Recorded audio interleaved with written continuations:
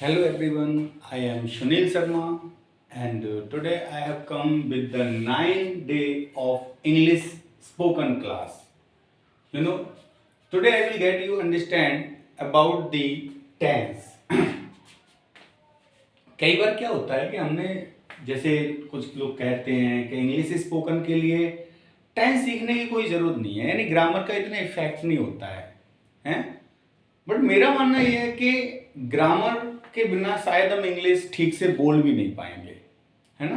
क्योंकि जब हम स्टार्टिंग करते हैं ना, तो सबसे पहले हमें ग्रामेटिकली सेंटेंस को अटैच करना आना चाहिए, है ना? अगर हम सेंटेंस को ग्रामेटिकली अटैच नहीं कर पाएंगे तो फिर हम उसे कैसे ठीक से बोल पाएंगे? हम एकदम उसे कहते हैं एकदम करेक्ट वे में नहीं बोल सकते, इसलिए टेंसेस की नॉलेज होना बहुत जरूरी है। ओके, तो आज हम लेकर के आए आपके लिए टेंस की पहली क्लास, जिसमें टेंस टेंस क्या होता है? टेंस को एक्चुअली हम कहते हैं टाइम, यानी समय। क्या बोलते हैं टेंस को? समय। समय को हम 3 पार्ट में डिवाइड करते हैं, है ना? 3 पार्ट में मेजर करते हैं। समय जो होता है वो हमारा इस तरीके से 3 पार्ट में, यानी कि प्रेजेंट, पास्ट एंड फ्यूचर, है ना? इस तरीके से हम समय को पढ़ते हैं, present, past and future. Okay, इस क्लास को हम स्पोकन के पॉइंट ऑफ व्यू से देखेंगे। अगर हम डीप इस टेंसेस में जाएंगे तो मैं बिल्कुल डीप नहीं कराऊंगा, स्पोकन के पॉइंट ऑफ व्यू से जनरल चीजें कराऊंगा जो ज्यादातर हमारी बोलने चालने की भाषा में यूजेस होते हैं। ओके, तो देखो इस प्रेजेंट के यानी कि 4 पार्ट, इसी तरीके से पास्ट के 4 पार्ट होते हैं, और just like that 4 part is of future. तो मैंने यहाँ पे 4 पार्ट लिख दिए हैं प्रेजेंट के, जैसे कि present indefinite, present continuous, present perfect and present perfect continuous. Okay, तो सबसे पहले हम बात करेंगे कि प्रेजेंट इंडेफिनिट जो सेंटेंस है उसका यूज कैसे करते हैं। हम यहाँ पे क्या वर्ब यूज करते हैं, क्या एक्शन वर्ब जो होती है उसकी कौन सी फॉर्म यूज करते हैं, कौन सी हेल्पिंग वर्ब होती है ना? तो सबसे पहले तो हमें ये जानना जरूरी है कि हम प्रेजेंट इंडेफिनिट के सेंटेंस का यूज कहां करते हैं। तो जैसे ये सेंटेंस है कि जो प्रेजेंट की बातें होती हैं, अब प्रेजेंट की बात में कोई भी बात ऐसी हो जो किसी की हैबिट हो, है ना? कोई भी हैबिचुअल एक्शन हो, किसी की आदत हो, और वो बात हम किसी तरीके से कहें तो वो क्या होता है, किसी की हैबिट जो होती है वो किस में शो होती है? प्रेजेंट इंडेफिनिट में शो होती है ना?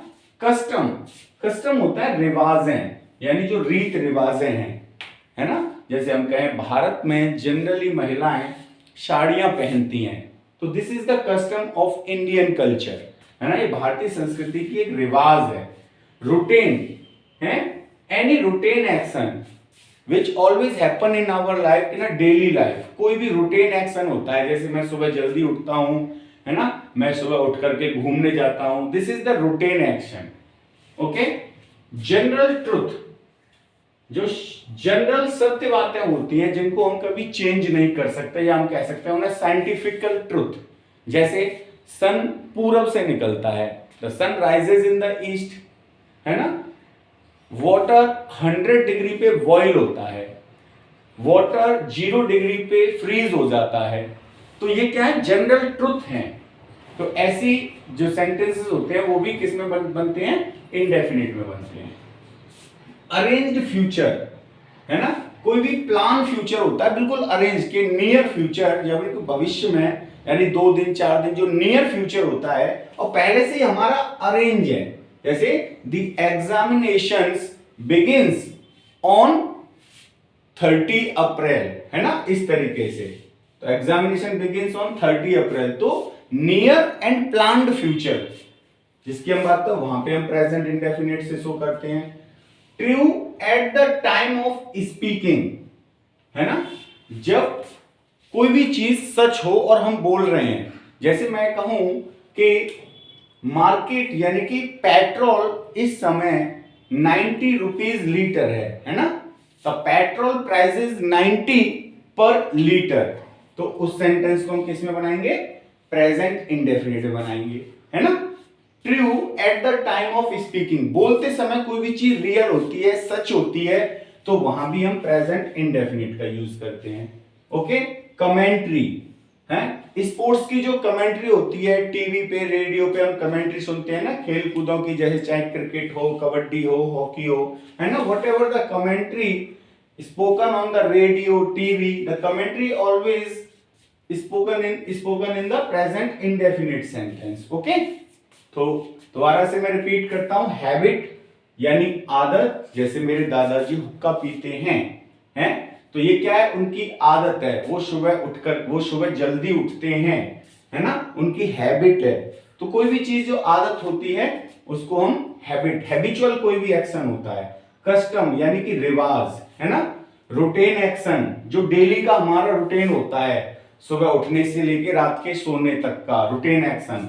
जनरल ट्रुथ, साइंटिफिकल ट्रुथ बात हो, जनरल सत्य बात हो, जिन्हें हम कभी चेंज नहीं कर सकते, है ना।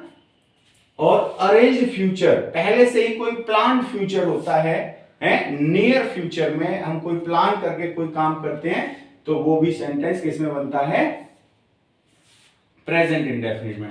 True eight the time of speaking, है ना, बोलते समय कोई चीज ट्रू होती है, तो उसको भी हम किसमें, और कमेंट्री, जैसे मैंने आपको बताया। तो जैसे मैं अगर आपको बताऊं एग्जाम्पल हैबिट, है ना, the dog barks at the strangers, है ना, कुत्ते अजनबियों पे भौंकते हैं, स्ट्रेंजर्स पे कुत्ते क्या करते हैं, बात करते हैं। तो क्या ये हैबिट है, कस्टम्स है। The women wear saris in India,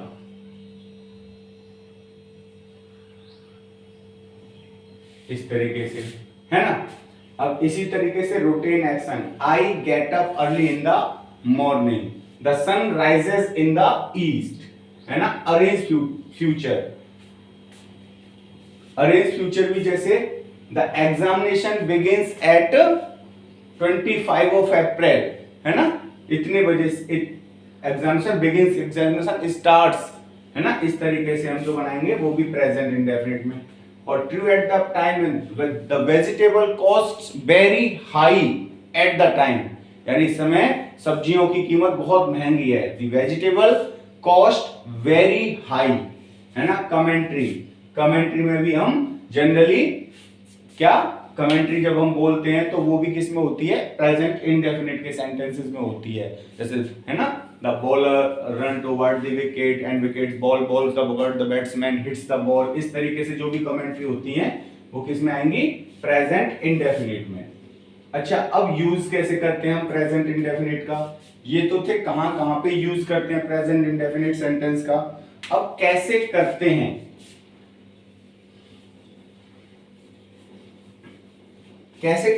जैसे सेंटेंस है दो, एक मैं लेता हूं सिंगुलर सब्जेक्ट में, एक लेता हूं प्लूरल सब्जेक्ट में, है ना। जैसे ही गोज टू स्कूल डेली, वह रोजाना स्कूल जाता है, यानी वह डेली स्कूल जाता है। तो this is the singular subject, है ना। And with the singular subject we use S और ES with the action verb. तो यहाँ पे एक्शन वर्ब के साथ में एस या ईएस का यूज किया गया है। अगर यहीं पे हम ही की जगह दे कर दें, है ना, यानी कि ये प्लूरल सब्जेक्ट है, तो यहाँ पे क्या हो जाएगा, प्लूरल सब्जेक्ट के साथ वर्ब की फ्रेश फॉर्म आती है, यानी कि बेस फॉर्म आती है ना, first form, go to school daily. Okay. अगर इसी सेंटेंस को नेगेटिव बनाए, कैसे बनाए, नेगेटिव बनाए, है ना, तो यहां पे क्या हो जाएगा, ही डज नॉट, और यहां पे हो जाएगा दे डू नॉट, यानी प्रेजेंट सिंगुलर सब्जेक्ट के साथ में डज और प्लूरल सब्जेक्ट के साथ में डू, है ना। तो ये हेल्पिंग वर्ब का यूज करते हैं प्रेजेंट इंडेफिनिट के सेंटेंस में, बाकी पीछे का सेम रहेगा। ओके। और इसको दोनों को शॉर्ट में डजंट भी लिखते हैं, क्या लिखते हैं, डजंट, और इसको डोंट। ओके, अगर इसी सेंटेंस को हम इंटेरोगेटिव में ले लें, जैसे ही डज नॉट, क्या वह सुबह जल्दी उठता है? Does he get up early morning? तो उसे नेगेटिव में no he doesn't get up early in the morning है। क्या वे सुबह जल्दी उठते हैं? Do they get up early in the morning? No they don't get up early in the morning, है ना। तो ये इसका क्या होता है, इंटेरोगेटिव तरीका होता है। वे सुबह जल्दी क्यों नहीं उठते हैं? Why don't they get up early in the morning? Why don't they get up early in the morning? वे सुबह जल्दी क्यों नहीं उठते हैं, है ना। तो वहां पे हम व्हाई को सबसे पहले ले लेंगे, क्यों उठते हैं, क्यों नहीं उठते हैं, कब जाते हैं, क्या खाते हैं, कैसे रहते हैं। तो जब ये इंटरोगेटिव वर्ड होते हैं, कब, कहां, कैसे, ये सब सबसे पहले यूज किए जाते हैं।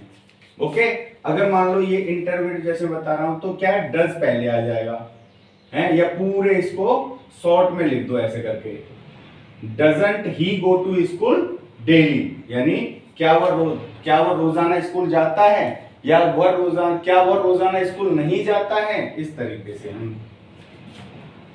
और इसको अगर हम पहले लगाएंगे, इंटरोगेटिव नेगेटिव बनाएंगे, तो don't they get up early in the morning, क्या वह सुबह जल्दी नहीं उठते हैं। और केवल इंटरोगेटिव बनाएंगे तो do they get up early in the morning. Okay, तो ये प्रेजेंट इंडेफिनिट आपके समझ में आ गया होगा। अब नेक्स्ट,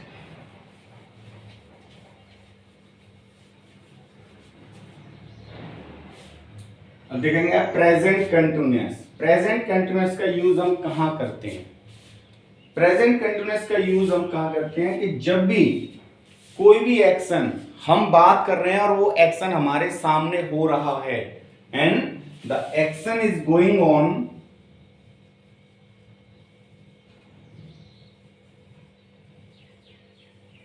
एट द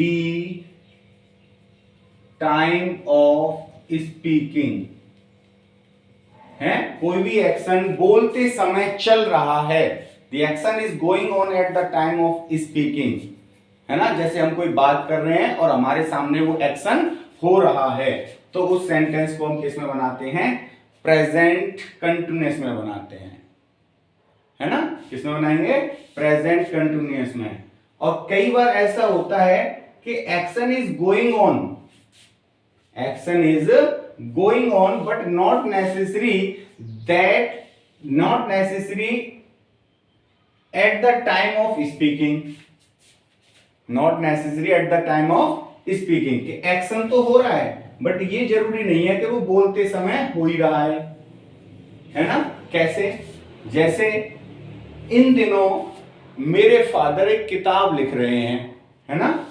तो जैसे मैं इसको बनाऊं, माई father is writing a book these days, है ना। इन दिनों मेरे पिताजी एक किताब लिख रहे हैं। तो यहां पे क्या है, कोई एक्शन हो तो रहा है लेकिन वो ये जब कंपल्सरी नहीं करता कि वो बोलते समय हो रहा है या नहीं हो रहा है ना। तो समझ में आया? टू टाइप के एक्शंस होते हैं, एक तो एक्शन वो जो बोलते समय हो रहा है, ये है ना, एक तो वो, और एक वो एक्शन जो जरूरी नहीं है कि बोलते समय हो रहा है लेकिन वो हो रहा है, एक ड्यूरेशन में लगातार चल रहा है ना। तो कैसे यूज करते हैं? इस तरीके से यूज करते हैं प्रेजेंट कंटिन्यूअस का, है ना।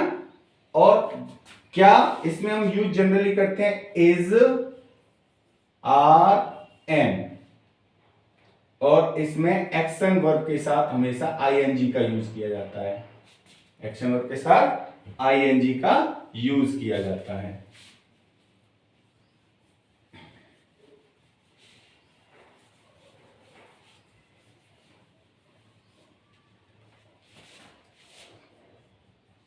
इज, एम, आर, है ना, plus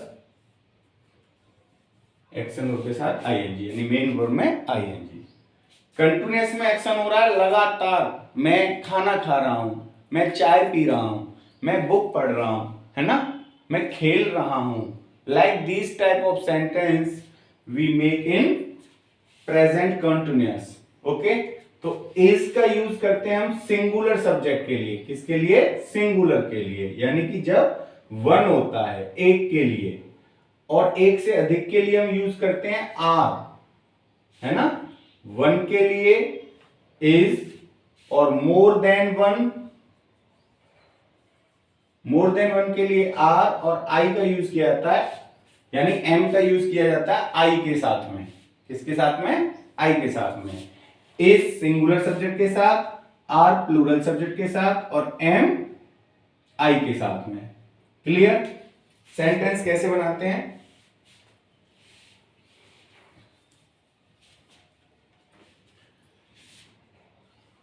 He is going to see a movie, है, यानी he is going to see a movie, वह एक फिल्म देखने जा रहा है। तो वह फिल्म देखने में जा रहा है, तो सिंगुलर सब्जेक्ट है, इज लगाया। अगर यहाँ पे ही की जगह होता दे, तो यहाँ पे आ जाता फिर आर। अगर यहाँ पे दे की जगह होता आई, तो यहाँ पे क्या आ जाता? एम, है ना। और बाकी पूरा सेंटेंस सेम। ओके, अगर ये सेंटेंस नेगेटिव होता, कैसा होता? नेगेटिव होता, तो क्या होता? यहां पे हम नॉट का यूज कर दो। They are not going to see a movie. I am not going to see a movie. अगर सेंटेंस इंटरोगेटिव है तो इसको पहले ले आओ, यानी कि जो हेल्पिंग वर्ब है उसको पहले ले आओ।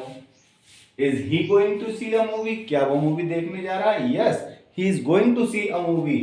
No, he is not going to see a movie. Clear?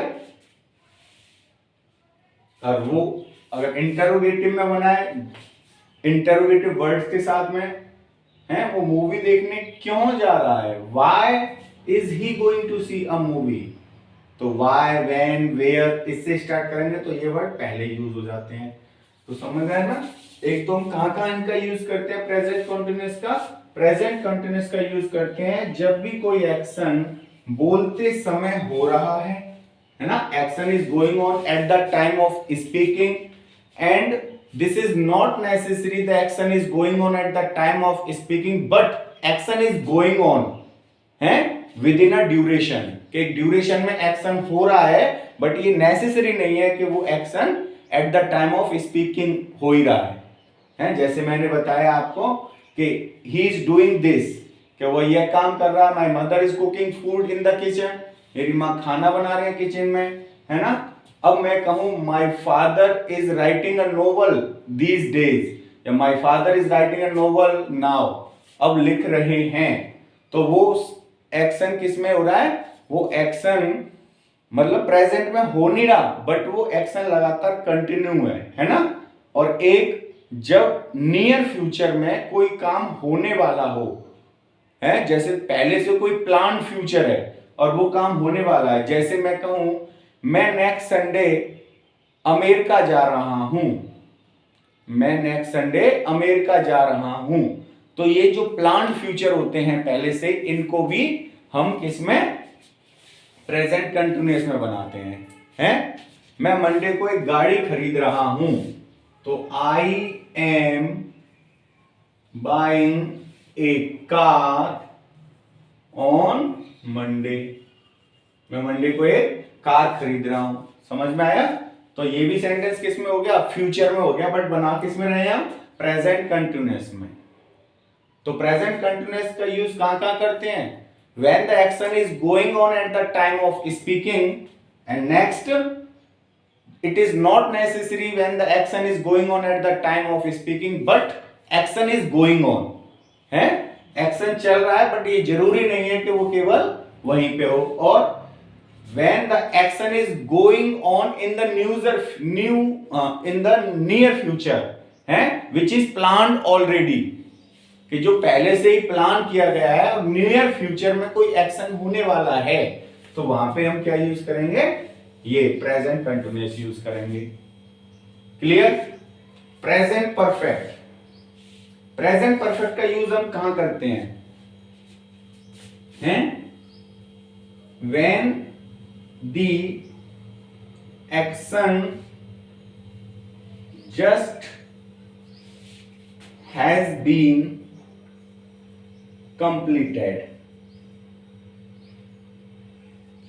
यानी when the action just has been completed, इसका मतलब यह है कि जब एक्शन बिल्कुल अभी होके चुका है, कोई भी एक्शन बिल्कुल अभी होके चुका है, जस्ट हैज बीन कंप्लीटेड, तो उसको बिल्कुल अभी अभी खत्म हुआ है कोई भी काम, तो वहां पे हम इसका यूज करते हैं प्रेजेंट परफेक्ट के। जैसे मैंने खाना खा लिया, आई हैव टेकन फूड, मैंने चाय पी ली, आई हैव टेकन टी, है ना?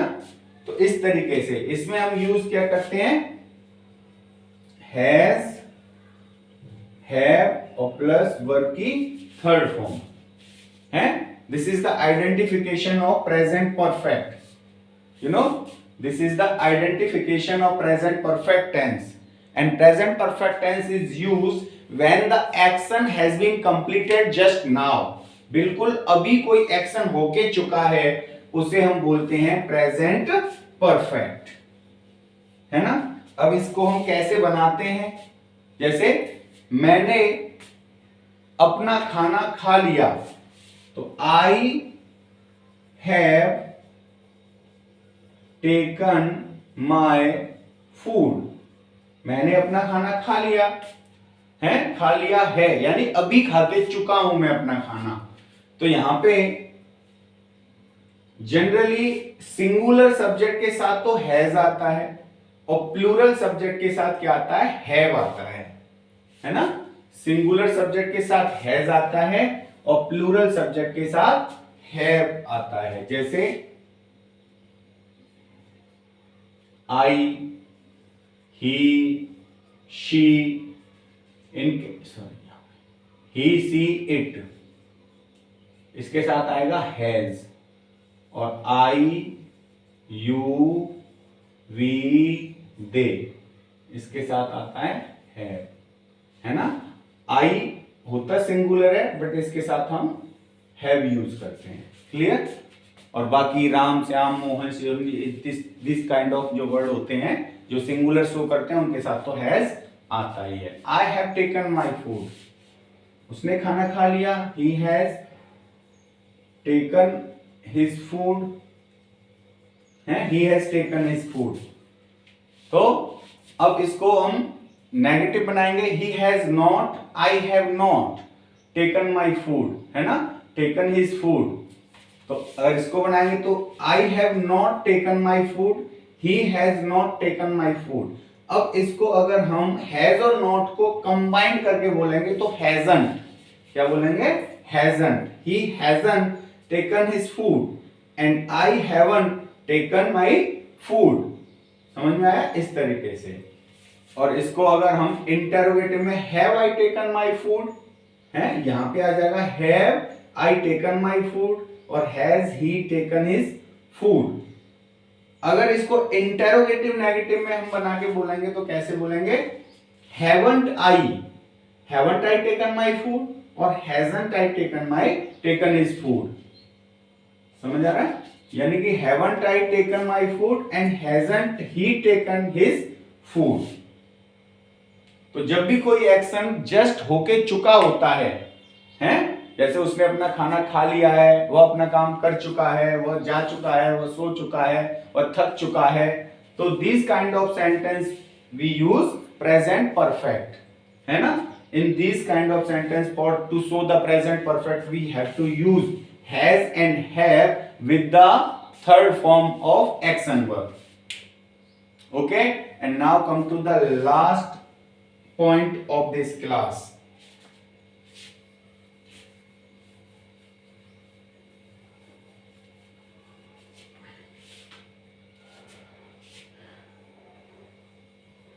Present perfect continuous. Present perfect continuous, present perfect continuous का यूज हम कहां करते हैं? जैसे हम कंटिन्यूअस का एक्शन का यूज करते थे, है ना, कोई भी एक्शन हो रहा हो at the time of speaking, when any action is going on at the time of speaking we use present continuous, but when any action is going on at the time of speaking with the time, है ना, कोई भी काम बोलते समय समय के साथ में हो रहा है, then we will use present perfect continuous. Okay, जैसे मैं बात कहूं, he is playing cricket, cricket, he is playing cricket, है ना, वह क्रिकेट खेल रहा है। अब इसी सेंटेंस को मैं प्रेजेंट कंटिन्यूअस में कैसे बोलूंगा? ही इज प्लेइंग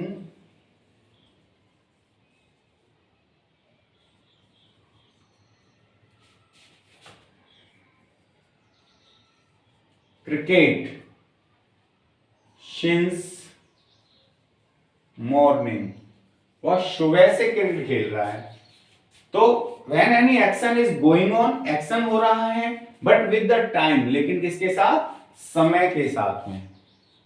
जब एक्शन समय के साथ हो रखा होता है तो वहां पे हम प्रेजेंट परफेक्ट कॉन्टिन्यूअस का यूज करते हैं। ओके, तो यहां पे हम पॉइंट ऑफ टाइम शो करने के लिए सिंस का यूज करते हैं, और पीरियड ऑफ टाइम शो करने के लिए यानी फॉर का यूज करते हैं। किसका यूज? फॉर का। यानी कोई निश्चित एकदम फिक्स टाइम है, जैसे यहां पे मॉर्निंग है, फिक्स टाइम है, मॉर्निंग से कर रहा हूं, 2 बजे से पढ़ रहा हूं, 4 बजे से खेल रहा हूं, है ना, तो ये फिक्स टाइम है। चाहे वो दिन का नाम हो, मंथ का नाम हो, डे का नाम हो, ईयर का नाम हो, अगर कोई भी name of any time is given, अगर समय का नाम दिया गया है तो then we will use since to show the time. If the name of the time is not given, यदि समय का नाम नहीं दिया गया है, then we will use for to show the time, तो वहां पे हम समय बताने के लिए फॉर का यूज करेंगे। Okay, so this is called point of time and that is called period of time.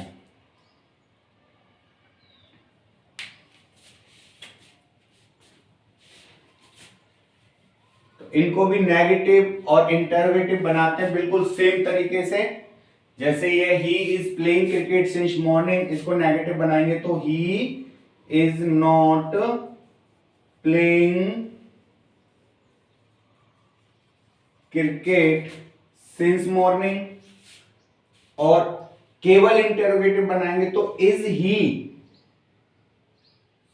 Sorry मैं यहां पे एक मिस्टेक कर रहा हूं, इसमें हम इज का यूज नहीं करते हैं, I am really very sorry, इसमें हम हैज बीन का यूज करते हैं, हैज बीन और हैव बीन, हैज बीन और हैव बीन का यूज करते हैं, है ना। इसमें किसका यूज करते हैं? हैज बीन और हैव बीन का। तो सिंगुलर सब्जेक्ट के साथ में हैज बीन और प्लूरल सब्जेक्ट के साथ में हैव बीन।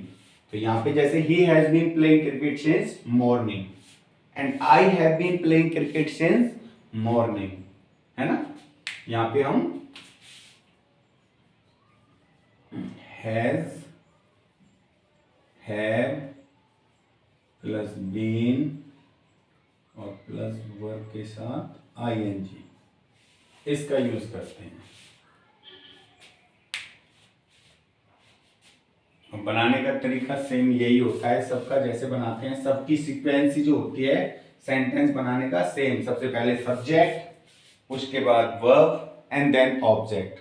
वर्ब में भी सब्जेक्ट के बाद अगर हेल्पिंग वर्ब है तो पहले हेल्पिंग वर्ब, उसके बाद मेन वर्ब, उसके बाद ऑब्जेक्ट है।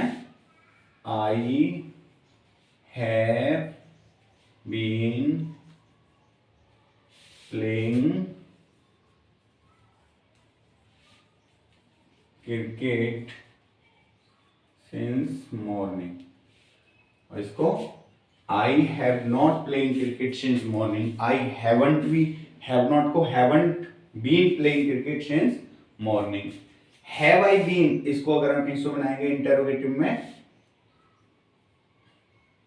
तो पहले आप देख लेते हैं नेगेटिव, तो आई हैव नॉट और पूरा सेम, और इसको इंटरोगेटिव नेगेटिव बनाएंगे प्लस नेगेटिव, तो क्या हो जाएगा हैव आई बीन और पूरा सेम, और इंटरोगेटिव और इंटरोगेटिव नेगेटिव,